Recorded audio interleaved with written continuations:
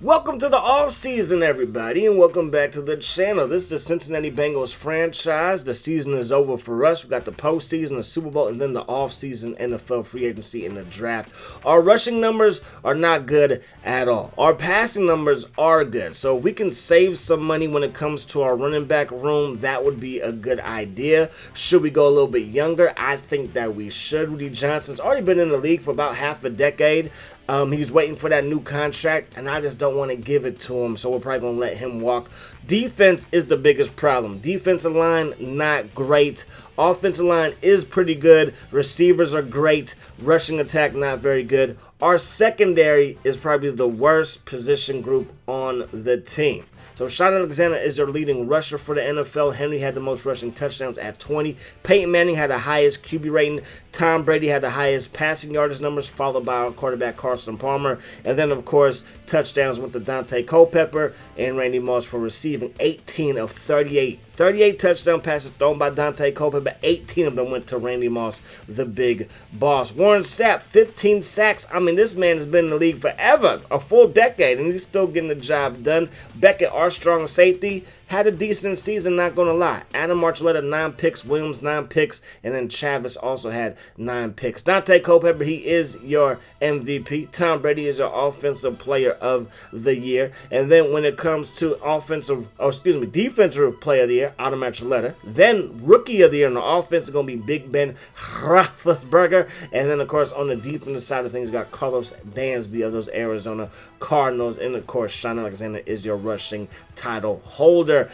Wild card weekend, New England, they beat the Pittsburgh Steelers. The Colts, they fall to the Chiefs. The Rams, they fall to the Vikings. And Washington beats Philadelphia, divisional round. Bills over the Patriots. Tennessee beats KC. Washington falls to Green Bay, and Tampa Bay loses to Minnesota in Tampa Bay. Minnesota goes to Green Bay and wins. Tennessee goes to Buffalo and wins. So Minnesota versus the Titans in the Super Bowl, and the Minnesota Vikings beat the Titans 30-14. Same thing happened in one of my rebuilds on the first channel. Go check it out if you must. And you must. Okay, please help me out. Anyways, man, when it comes to the retirees, these are the guys that are retiring. We had one guy retire, so the team is still intact. You feel me? The team is still pretty young, but for the most part, we just got to fill these holes, and most of the holes are on defense. Doug Flutie is calling a career. Nobody on the coach is retiring. Marvin Harrison's contract is up, though. Will he be a free agent? I doubt it, but you never know. Like I said, you never know. When it comes to the Giants, they have one guy. The Jags had just a whole heap of guys retire. Jermaine Lewis, one of the famous guys that run that the Ravens had in 2001, right? Yeah, he was like their whole offense, and he was special teams. So that just showed you how bad their offense was. Ronnie Harrison calling it a career. So is Izzo. He's going to call it a career as well. Everybody retires from the Raiders except for Rod Woodson and Jerry Rice. They're coming back for another season, believe it or not. Isaac Bruce, he is going to retire.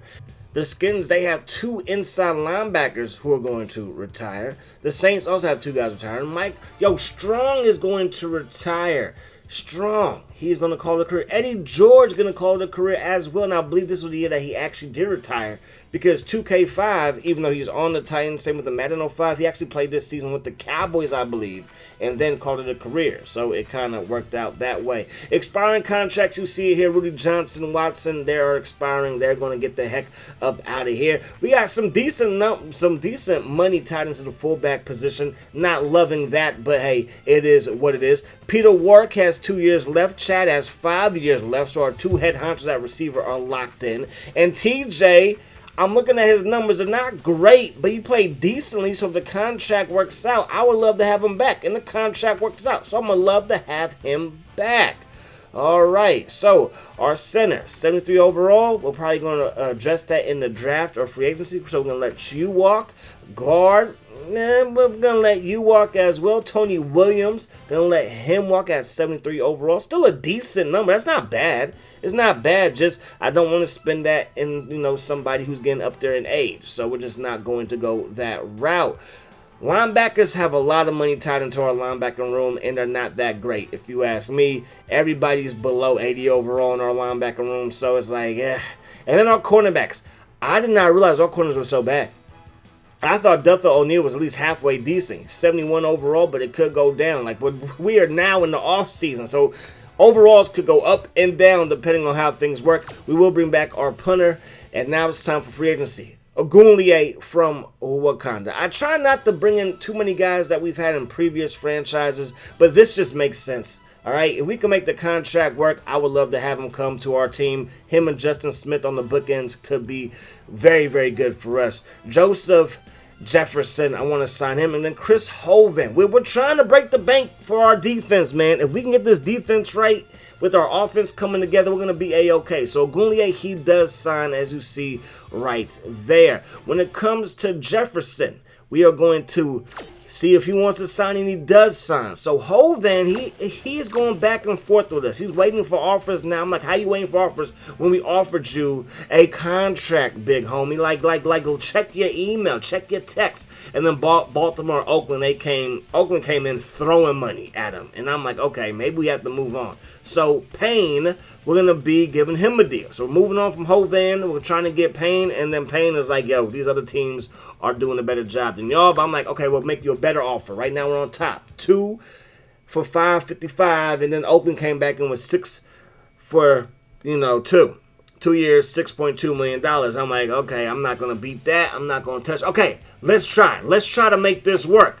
And we outdid Oakland. We're on top. And then he's still considering it. And then Minnesota came in. We'll give you 2 years, $6.3 million. And I'm like, okay, I'm out. I'm not going to mess with that. And then I'm like, Adrian Peterson from Georgia State. If you have ever seen his run versus Youngstown, and I believe Tressel was still the head coach before he got the job at Ohio State, phenomenal run. His career in college, phenomenal. Went to a smaller school, but phenomenal. We signed him. Or did we? Gonna have to wait and see exactly what goes down with him. So when it comes to my draft strategy and most of the franchise that I do, there are certain positions that I feel like I can't miss on.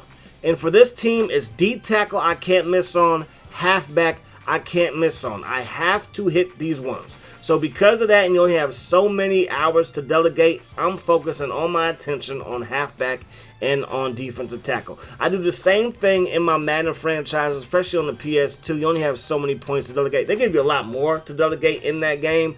But I'm like, okay, there's a certain position that this team needs. I can't miss. I don't care if I get somebody in the first, second, or third round. I just can't miss in those top 3 rounds. You can usually find guys in the third round. In this game and on the PS2 Maddens, you can usually find some good guys. And even on the Madden 360, those are some good games to do franchises in for rebuilds. Maybe not gameplay-wise, but rebuild-wise, I like those ones. You can usually find some diamonds in the rough late in drafts. And that's what makes the draft fun. You know what I'm saying? That's what makes the draft fun. So I would like to upgrade tight end. It's not a desperate thing for me to upgrade tight end, but I would like to have a better tight end because I do think no matter who we get on defense, our offense is going to be very, very important for our success. If we don't have a good offense, we don't play well offensively, then we're just not going to win too many games. I know our defense has to get better. That's why we're spending these points here, all right? And I think that hopefully our draft will go well.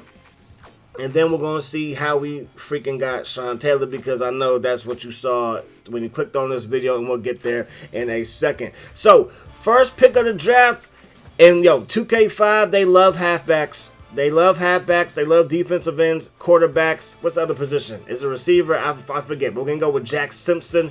He is our first pick of this franchise. Moving forward, D tackle, we can't miss. Gomez, he's gone. Good speed, excellent agility. It was good tackle. Everything was good. Everything was good about him. And I'm like, okay, what about my D tackles though? And I'm looking out Bowen. Good pass rush. Good run coverage. Right? Good tackling. So we are not going to let the CPU draft the rest of the draft. No, we're going to draft Darrell Bowen. All right? So now we need a center, outside backer, guard. We're going to go with our center here. Maybe he's a diamond in the rough at the 3rd pick. We can go with Bennett, outside backer in the 4th round. 5th round, we are going to go with Gardner. 6th round, we're going to go back and get our guard. Probably going to be a backup. Maybe our center will be a backup as well. Then our last pick, Mr. Irrelevant for the Bengals, is Alvarez, a receiver. Preseason, we're going to go 3 and maybe 4. 3-1 as we lose to the Cleveland Browns, but a solid preseason does not matter. Oakland Raiders, Tennessee Titans. Then we have a bye week pretty early. Then we got Pittsburgh, we got Cleveland, then Baltimore, New England, New Orleans, Cleveland again, Pittsburgh again, Tampa Bay, Atlanta, Baltimore again for the final time. Then we finish the year with Miami, New York Jets, Carolina Panthers, and those Buffalo Bills. Jack Simpson's overall, 79 overall already. He is our best running back. I believe Rudy Johnson was 83 overall. I don't know if we save money because it's the old school contracts for rookies. Yeah, Bowen, 73 overall. Our center, though, 81 overall. In the third round, we got the highest overall center that we could possibly get. But I realized that Adrian Peterson was not there.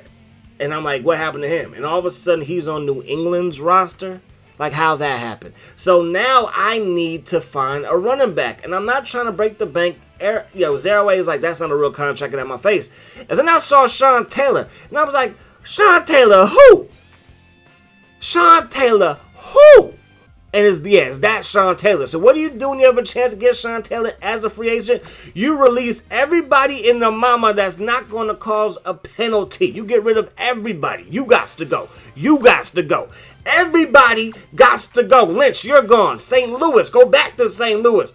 Ask you ain't got to get home. You ain't got to go home, but you got to get the heck up out of here. And now I'm trying to make this contract work, and we do.